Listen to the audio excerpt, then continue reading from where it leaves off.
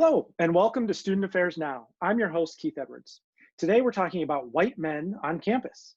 I'm thrilled to be joined by three scholars, deep thinkers, and fun people to discuss privilege, race and racism, gender and sexism, social justice, resistance, and learning. Student Affairs Now is the premier podcast and learning community for thousands of us who work in, alongside, or adjacent to the field of higher education and student affairs. We hope you'll find these conversations make a contribution to the field and a restorative to the profession. We release new episodes every week on Wednesdays. Find us at studentaffairsnow.com or on Twitter. As I mentioned, I'm your host, Keith Edwards. My pronouns are he, him, his. I'm a speaker, consultant, and coach. You can find out more about me at keithedwards.com. I'm hosting this conversation today from Minneapolis, Minnesota, which is the ancestral home of the Dakota and Ojibwe peoples. Let's get to the conversation. Today, I have these three fabulous folks here who have done a lot of thinking and research and scholarship around white men on college campuses and what is going on with them and how are they impacting others and how can we reach them from critical perspectives. So I'd love to have you just all introduce yourself, tell us a little bit about who you are and what your day job is. And then also if you could tell us a little bit about how you got interested or how you got started in really critically exploring white men on campus. And Nolan, I think we're going to begin with you. All right. Thank you so much for having me and putting this together. It's going to be a wonderful conversation. Nolan Cabrera, I'm an associate professor at the University of Arizona. He, him, his. In my day job, I teach about issues of race, racism, campus racial dynamics, critical race theory, and also introduction to issues in higher education. How I got into this issue, there's sort of a professional and a personal, and really the personal drives it. And that was growing up in McMinnville, Oregon. And that was in the early 90s. This is rural Oregon, not what people think about Portland, Portlandia, although I do have a lot of experience living in there as well with that, Portland nice, but also racist at the same time.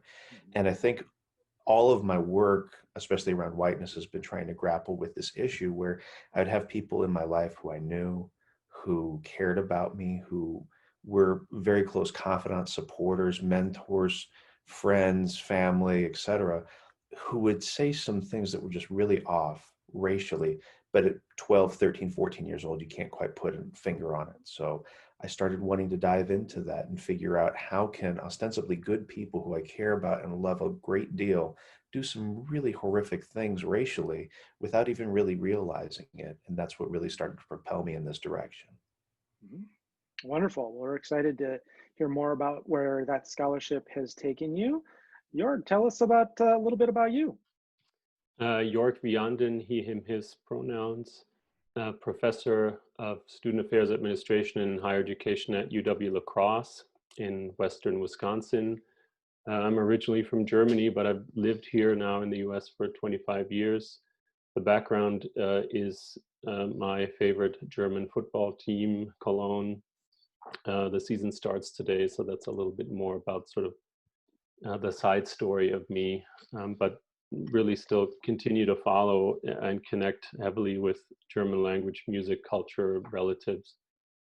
So it's tough, especially in these times, to be far away from family and other friends. In my faculty position, we have a master's program and a doctoral program, and I teach because we have quite a big curriculum and quite a small faculty. I teach sort of all of the courses that we offer. I've taught them before, or most of them at least. The ones that I teach most often are sort of related to writing, dissertation prep, capstone prep for the master's students. The way that sort of I got into thinking about research on white men is primarily because when I came here in the mid-90s, some of the things that I noticed around race and racism were different than they are in Europe. That's not to say that Europe isn't also incredibly racist and especially heavily xenophobic. But the way that racism and sexism and homophobia here felt was different than at home. And in my dissertation was about white men. And my qualitative methodologist said, you shouldn't study people of color, you should study white men because that's who you are, and I had not ever thought about it that way. And so from that time on, with a few sort of side turns, I sort of have always come back to sort of thinking about white men and masculinity. And so that's where I am now. Great. Thank you. And thank you for being here. Rachel, tell us a little bit about you. I'm Rachel Wagner, she, her, hers pronouns. I'm coming from Anderson, South Carolina, which is the rightful homelands of the Cherokee. And my day job is I'm an assistant professor of higher ed and student affairs at Clemson University. Prior to that, I spent almost 20 years in housing and residence life on college campuses. And got into this work. I'm a gender scholar. I come at gender thinking about it through like a critical postmodern lens.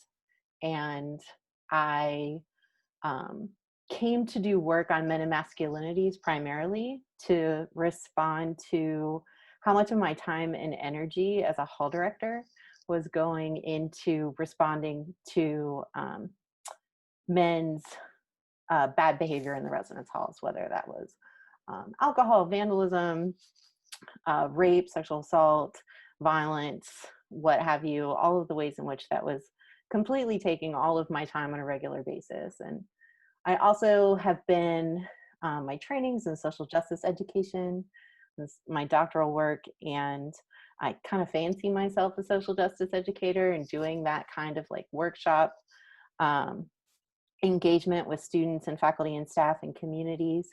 And I always was and continuing to work through being both focused upon and triggered by white men in the room, and particularly their resistance, right? And so a lot of my own work has been thinking through that. Right now I'm doing an autocartography looking at engaging white men's resistance in social justice education spaces. So I'll pause there. Well, thank you. Thank you for that brief introduction. I want to stick with you. Full disclosure, I've been a white man my whole life, so I'm familiar with this and thinking about it in my own life and my own research. And I think for me, the two most salient identities are my whiteness and my gender as a man. And so I'm really excited to have the three of you here to unpack this even more and learn even more. Rachel, I want to begin with you. You, through many fortuitous opportunities for me, have taught me so much about why and how engaging in these conversations about dominance is so critical in addressing oppression and fostering liberation. Could you help explain, and I think some people might be listening curious why we're focused on white men. We focus on white men plenty already. For those who might be wondering why we're having this conversation, or should we even be having it, could you help us explain why and how to focus on this? Sure. I love this question. I love that the question is about why are we focusing on dominance, which is different than white men, right? Like there's ways in which there's a relationship between those two descriptors, but they're also not interchangeable, right? And so for me, dominance is about understanding how power and opportunities and access are being distributed in asymmetrical ways, right? And dominance can speak to like not just an embodiment, right, of a particular identification or how a person gets read in a space or how a person enters and interacts with a space. That's real, that happens. There's lots of ways that we can make sense of and tease apart that particular dynamic. But the conceptualization of like white masculinity, for instance, goes beyond bodies, right? It also speaks to how norms, policies, and organizing structures happen within institutions. It also speaks to how we ideologically conceptualize what the norm is, right? And so I think about how, like, Peggy Phelan talks about how men, and you could layer onto this, white men are marked within a social reality. And by that, what she's talking about is that that is what's valued within a particular sociopolitical environment. But she also talks about it has a quality of being unremarked, right? That we don't talk about it, that it becomes inevitable, reasonable, normative. And so this idea that if we don't pay attention, if we don't scrutinize, if we don't examine what is dominant, we only have a part of the story, and perhaps are not always tapping into some of the thrusts and some of the elements that we really need to understand and be able to source.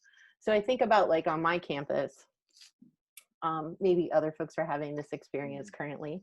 Like, we are having, I think I'm on like 3 new task forces on social justice or equity and inclusion that have started since June, when we discovered racism as a community. And these task forces, we're having lots of conversation. What does our campus need? How can we, like, engage in issues of equity and inclusion and dismantling racism? And much of our conversation is situated in the interpersonal level. It is talking about bias, talking about whether that's implicit or unconscious or whatever is the current, like, terminology of the day, talking about, like, person-to-person, individual level discrimination, and creating, like, training or even policy protocols to discourage discrimination and, like, engage compliance. And that's important. But if that's our exclusive attention, and our attention is not on the cultural and ideological ways in which dominance is being secured, maintained, and produced, then we're missing such a big part of what we could potentially leverage to transform. And so my liberation is tied up in being able to interrogate dominance. And so of course we have to talk about it. We can't dismantle that which we can't name, and that we can't describe, and that we can't see in its discrete particulars, right? And so that's why I think it's important. I think that our attention needs to be on, I advocate for our attention to be on all of the different levels in which dominance in the form of, like, societal oppression plays out. And it doesn't just happen at the individual level. It also happens at this ideological level, the ways that the stories that we tell ourselves about ourselves delimit what's possible and what's available to support everyone's thriving. And I have a stake in that, right? So. Mm-hmm. Yeah, you're reminding me that we often do talk about white men on campus, but we very rarely talk about them as white or as men, right? We're not looking at their gender or their race, and then people of color have a race, women and trans folks have a gender, and that just, it defines the norm, and then anyone that deviates from the norm is then deemed deviant, right? And these system and structures in place. So our task here is to talk about white men as both white in the context of systemic racism, and as men having a gender in a context of patriarchal society, and with the aim, I think, for all of us, of greater justice and equity. So thanks for setting us up with that, Rachel. Nolan, you wrote this great award-winning book, White Guys on Campus, and summarizing your research. And a lot of what you're talking about is the challenges that white men present on campuses and the challenges to reaching them. Could you share with us a little bit about what you've been learning and what you're thinking? Yeah, absolutely. Well, first of all, thanks for the shout out on the book. I know my publisher will be very happy for that, and I don't have to do the self-aggrandizing uncomfortable, hey, look at this. So No. appreciate it. But actually, there's a really nice continuity with what Rachel was just saying, and your follow-up on that is that you have these unmarked norms of whiteness and masculinity among these guys. Because if I'm being completely accurate, it's part of the use of the term guys is tapping into more of a normative sense of masculinity and more of that what Connell refers to as that hegemonic masculinity as well. But again, these are very much unmarked social categories. It's just sort of a given of who these guys are. And so part of that theorizing, I'm going to get uber nerdy and then a little bit more pragmatic in a second. Well, our audience is full of student affairs uber nerds, so you nerd out. Is that I was thinking about a social norm, and also what is the consistent conversation. It's always about, well, because it's very much a race book, and I want to be clear, the gender-based analysis is weak in it. Like, that's my own admission. It's there, but it's not cutting edge by any stretch of the imagination. Many people do a lot better work in that, but it is race by gender, and with that, I guess when white privilege conversations come up, the number one way that I see them continually disrupted, especially by the guys who I interviewed for this book and continually to engage with over the course of the last decade or so, is that if I can find a place where I've struggled, my family struggled, then therefore I'm not privileged, because there's an implicit component to it that privilege means socially elevated. And there is something to that. But again, if we're talking about the norms of society and we take it outside of whiteness and we look really deeply at what Peggy McIntosh was saying, I can walk into a store and not be followed or assume I'm going to steal things. I won't have my intelligence questioned because I'm white. Well, that doesn't necessarily elevate her as a white person. It means that there's a disparate impact of systemic racism and white supremacy on communities of color. And so it's not so much that whiteness is privileging her in elevation. It's that that she receives basically a white immunity, and that's sort of a concept I've been playing with. Is that there's that systemic racism and white supremacy creates a social inoculation around that social norm that protects them and insulates them from receiving the disparate treatment that communities of color receive on a regular basis. Now, how that relates directly to the resistance is a lot of the guys who I would interview come from a very strange, well, to be technical, epistemic orientation, or just looking at their worldview, that if I have this immunity, but I don't really see it as immunity, it just should be normal. I mean, we're describing how all people should be treated. There's this logical misstep that they do, and it's, if I don't see something as a problem, it's not a problem. If I don't see racism as a problem, it's not a problem. And then what ends up happening because of that is that the whole conversation flips around, and it becomes, look at me, look at the injury that I'm receiving because of this affirmative action that's going on that's keeping me out of places. And they have a Black student union and a Hispanic student union, but they don't have a white student union. And I'm saying, dude, it's called the student union. Like, that's your white student union. But they don't get it because it's so divorced from their experiences, but they dig in hard. And there's this weird inverse relationship where the less that the guys I interviewed know about racism, the stronger their opinion is, and the more angry they are about it. The more that they do this basically subscribing to the ideas of reverse racism, that that really and I actually have one of the guys in the book, George, says it directly, and I almost dropped my microphone. He says, the only racism that's still allowed is that against white men. And I was like, excuse me, I think I must have missed something. Can we back up here? But that's really what ends up happening is you have you have multiple layers of social insulation where it actually takes them a lot of work to really see an alternative reality that would actually sort of disrupt that. Now, there were some, opportunities for people engaging across race, but they tended to, the guys that I interviewed, but they tended to be very few and far between. Because again, as Rachel was saying, it's not just that I have these beliefs and ideologies, but that there's a structured environment in place where it's just normal, where they have a majority of white friends and they receive a curriculum that reflects themselves in it.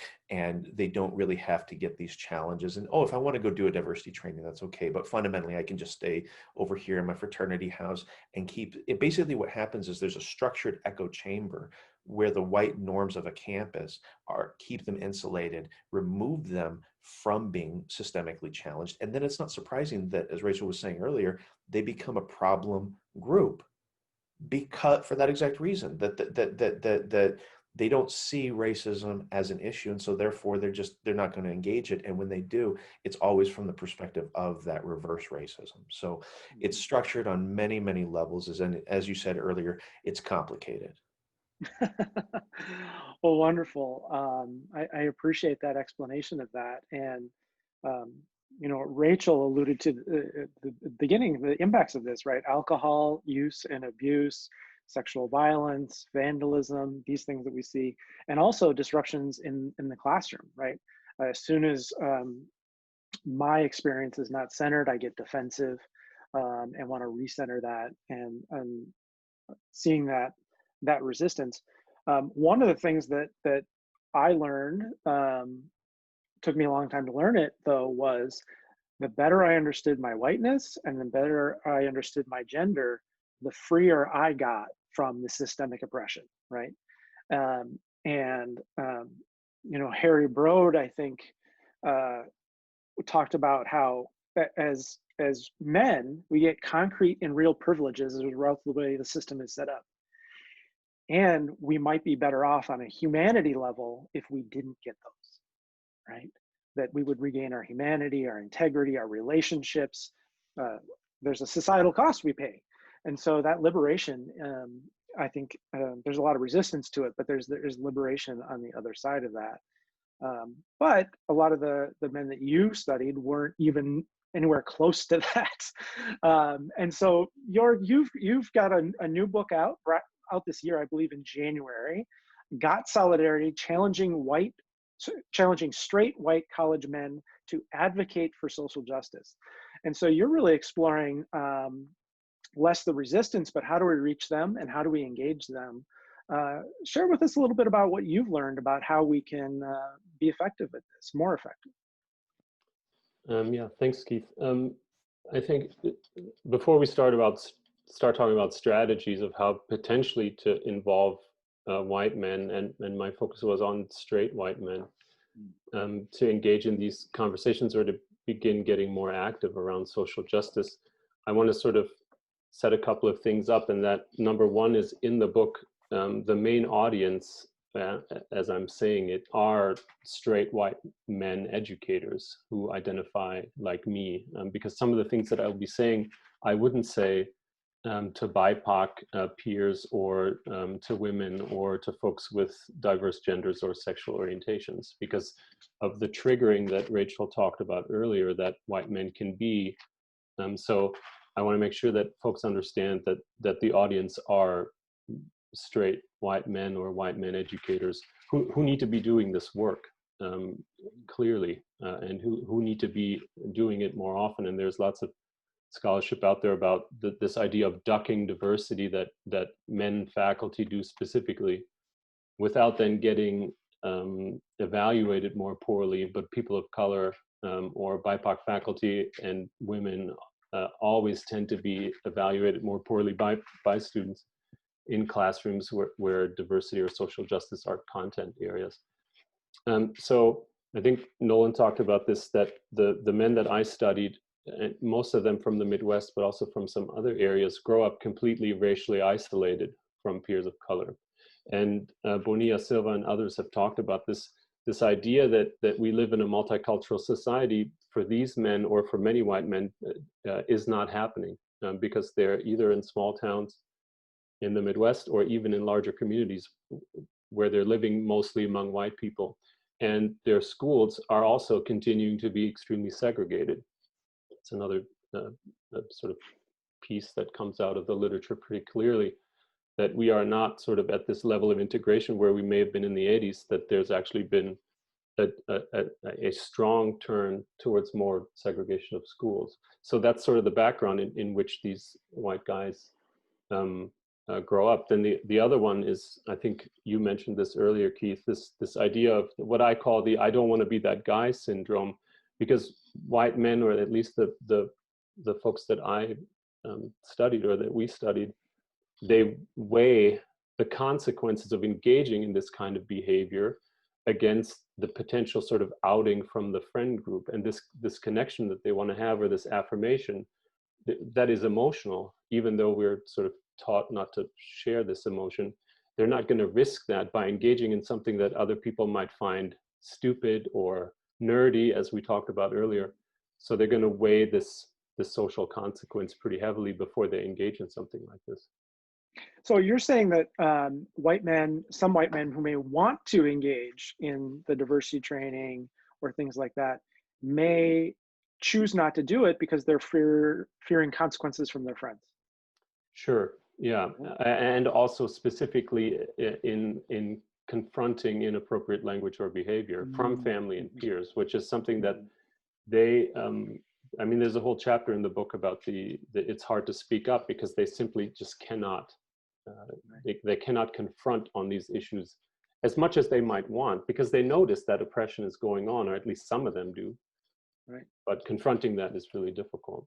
So last sort of point about the premise of the strategies, that this even though I'm not a sociologist, this book is written from a sociological perspective. And Nolan said this earlier, racism in the US, especially by white people, is seen as an individual pathology. It's psychological, right? Even though we know that it is not. It is sociological and systemic. And so these white guys that we interviewed had a really hard time seeing themselves as a group of white men.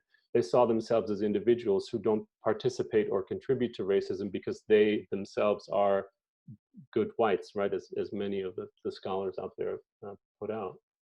And so getting them to think about, and that's one of the strategies, getting them to think about as part of an intact group that is an actor in a system that is racialized and sexualized and genderized, is incredibly difficult, especially in these times where politicians and leaders, or so-called leaders, are putting it out there that this fight against whiteness is something that needs to be stopped, right?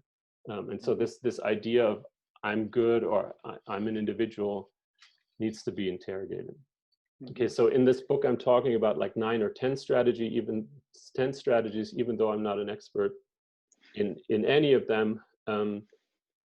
One of them that's important is, I think you need to think about white men in sort of intact groups, if you can have them, athletes, teammates, residence hall floors, fraternities, in classrooms, if you can use sort of, it needs to be done carefully, but sort of race-based caucusing and then intergroup dialogue afterwards. Because I think in a large group, white men will continue to show this resistance. In these focus groups that we did, there was very little resistance to at least sharing openly some of this stuff. And so I think that's sort of the first strategy.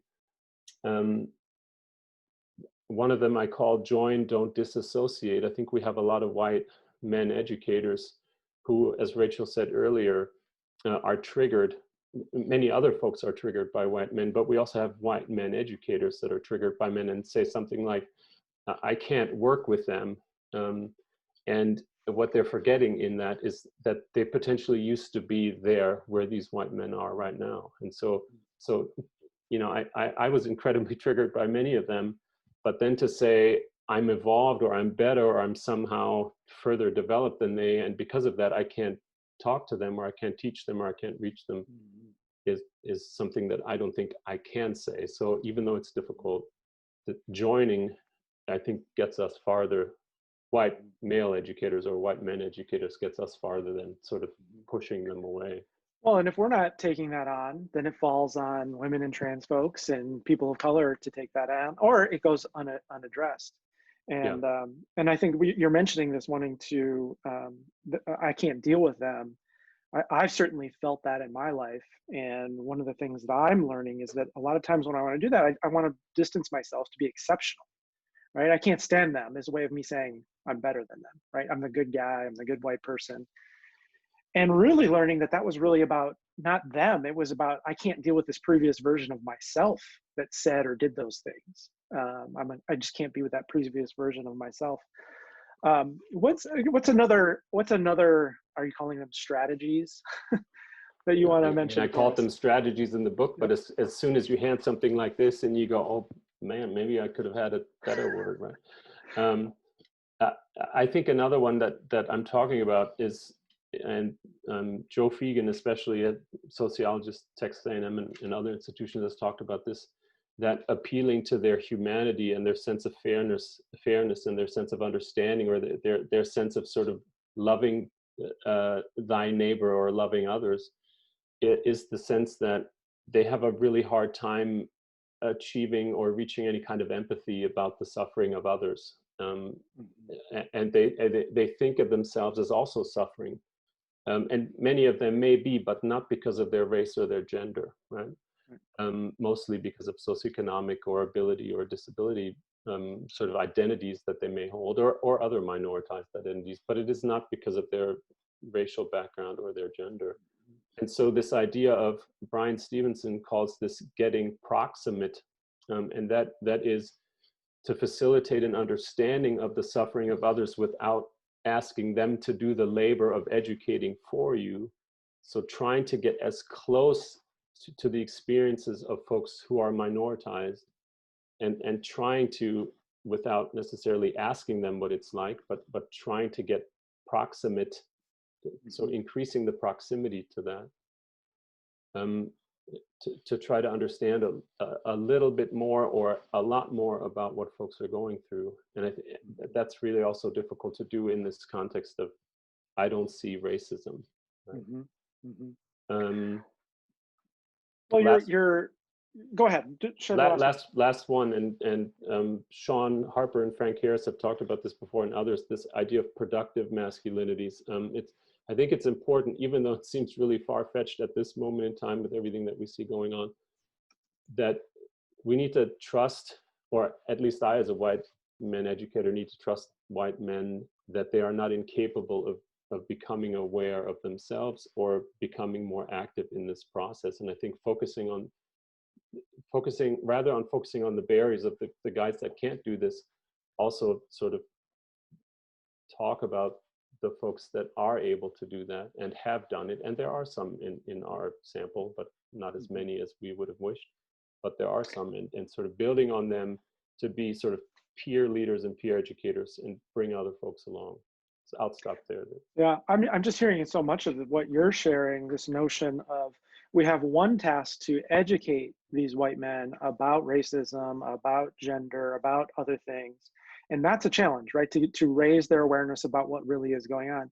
And then there's a whole second task that's completely separate, is how do you motivate them and inspire them and give them permission to act? Because you're talking about men who sort of get it, whatever that means, or are getting it, but they still don't want to speak up about things they see as unjust and inequitable because they're afraid of the consequences. So they're performing through silence.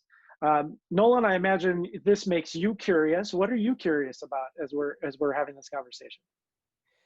So I within my work, probably one of the biggest frustrations that I've had is that, from any kind of a meaningful empirical sense, the guys who I talk to are not accurately reflecting reality. They're accurately reflecting their reactions to situations, but in terms of let me put it this way: if I interview, when I was doing some work on Latino campus racial climate, and students said, I really felt marginalized by X, they would say stuff like, when my roommate asked me if I was an anchor baby. Like there were very detailed, specific things about this. But when I would talk to these white guys about, again, about like really engaging, where does this reverse racism sense come from? What have you experienced? And Jörg's point really set off a lot of thoughts in my head about not wanting to rock the boat, because I've asked a lot of them, what did you do? What did you say? What was the difficult situation? You know, because they feel, again, they feel marginalized by affirmative action, which is ironic because at one of the institution that I interviewed, where they felt the most oppressed by affirmative action, actually didn't have affirmative action protocols. They felt oppressed by a social program that didn't exist. They felt attacked by political correctness. But I would ask them, where does this happen? You know, they hear their friends use the N-word, and I don't want to speak up because I might get, you know, I might get shut down. It's too uncomfortable. But they never, the ones who would say this, there was a distinct characteristic that they never tended to speak up. And so it was more of this imagined, like, my friends will shut me down, but they didn't actually take that step. Or number two, when it came to political correctness, it was this sort of imagined norm on college campuses that they had heard a lot about. And, you know, it doesn't really matter whether you're talking about Fox News or Bill Maher, everyone's railing against it, but they don't have like a specific example of it. And so what was frustrating for me, again, getting back to the barriers, was just, it seemed like they were reacting to this, what Joe Fagan refers to as imagined racial reality, that it you know, or I'm sorry, I said that incorrectly, a sincere fiction. It's sincere that they believe it, but it's a fiction that it really exists. And so I guess what I wanted to throw out there to both Jörg and Rachel, and also Keith, I'm sure you probably have some thoughts on this. It's pretty clear that this is how white men are feeling frequently about issues when diversity, race, racism come up.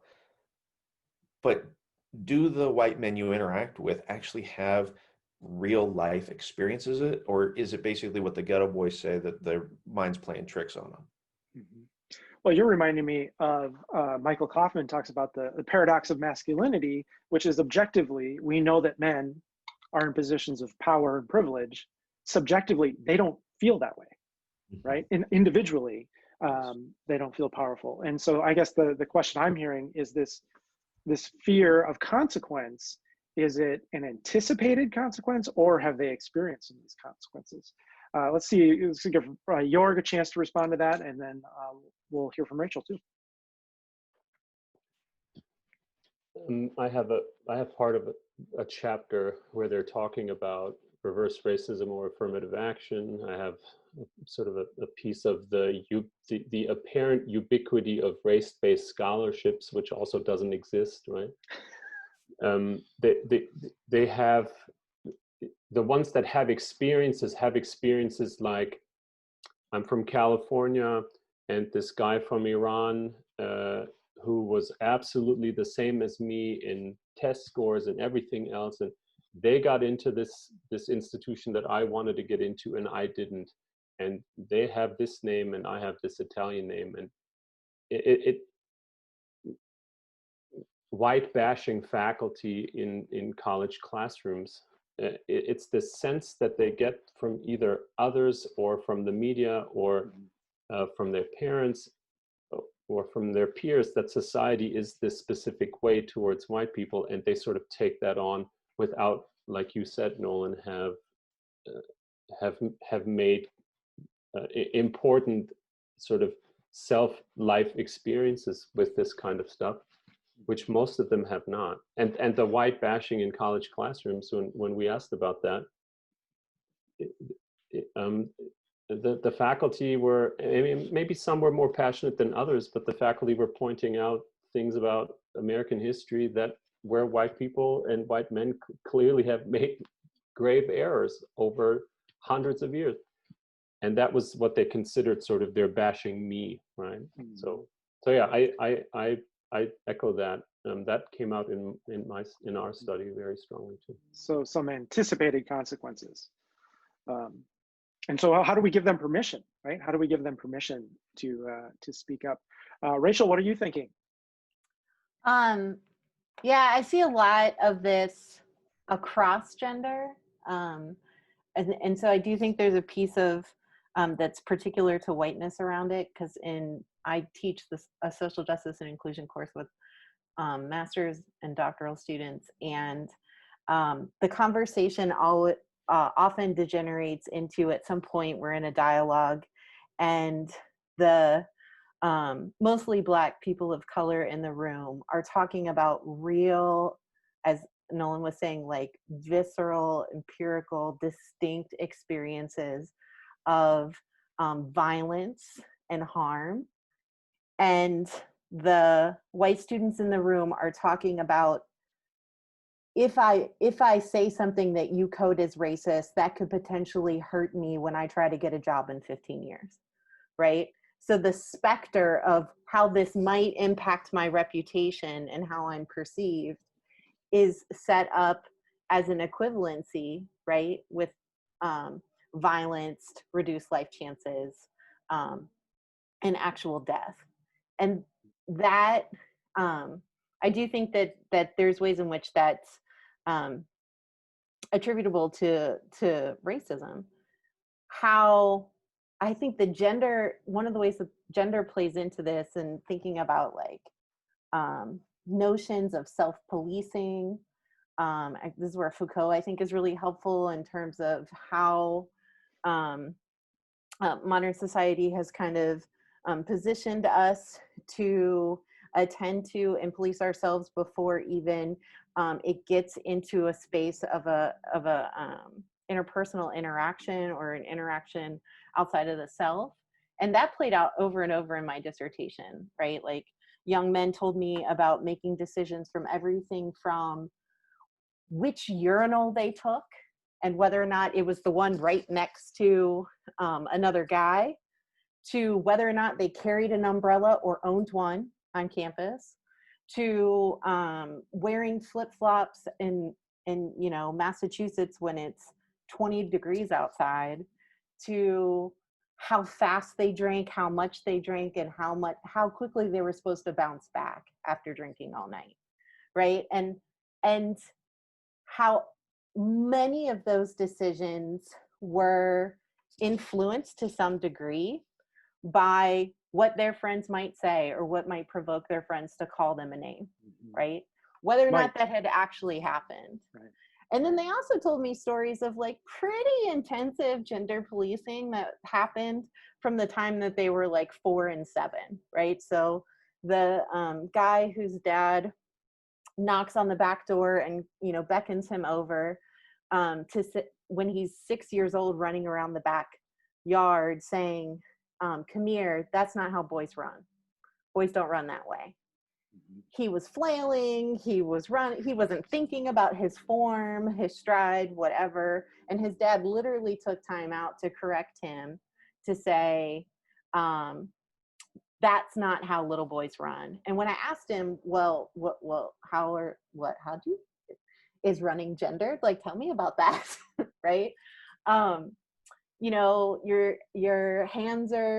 arms are supposed to be close to the body, and the goal is to get there first. And so your form has to be tight and has to be controlled. And running is not about an expression of bodily freedom or joy. It's about winning, right? Mm-hmm. And that was taught to him at 6. And that someone's watching you to correct you for when you step outside of hegemonic masculinity. Right. So I think there's ways we have to think about how each of these, like, it's all intersectional, but we can also like maybe zoom in and foreground a particular theoretical analysis that can help us to dissect a piece of it. Right.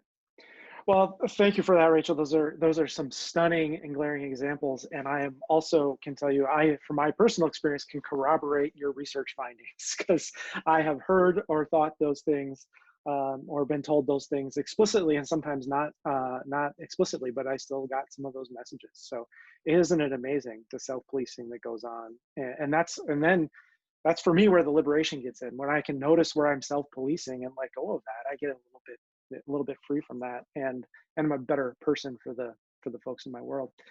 This podcast is called Student Affairs Now. So as we come to a close, I'd love to hear from each of you what you're thinking now. I mean, you did this research, whether it's a dissertation or these research projects some time ago. But what are you thinking about this topic now? What's sort of on the edge of your learning or your curiosity, or maybe something that you're just thinking about now as we're having this conversation? Who'd like to jump in first on that one?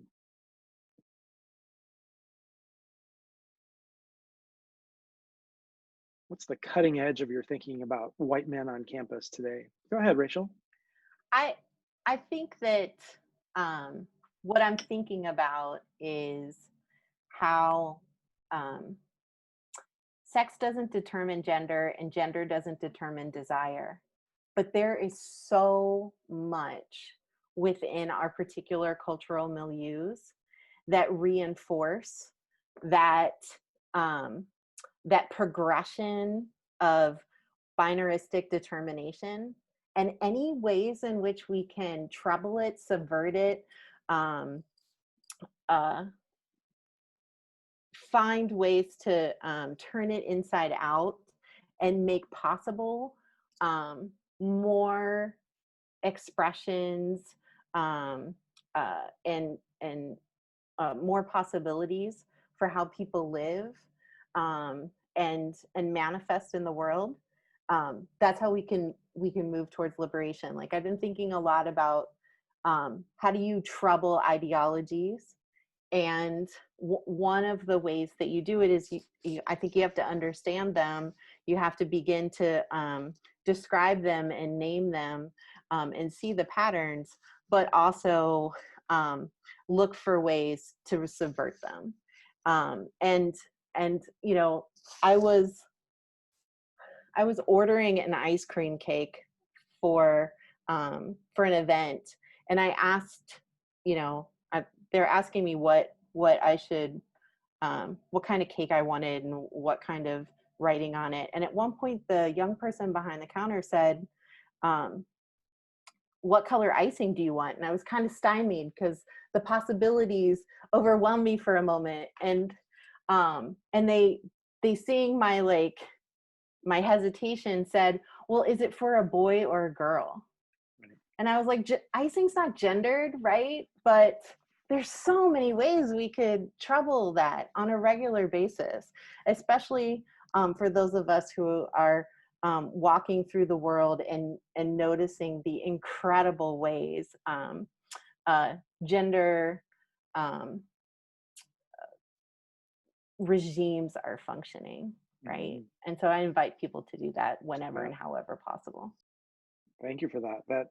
Your expression of the many more possibilities of gender beyond the binary is beautiful, and sounds great. And how do we move closer to that collectively and in our own lives? Nolan, what's on the edge of your curiosity? That's a tough one. So there's a couple of different things that are going on right now. I think that you know, having talked with white guys on college campuses for so long, there seems to just be an upward trajectory of racial hostility. Like, you know, the stuff, I mean, things were bad in white guys on campus, and that was even right before Obama got elected. And it seems that things are just continually amping up.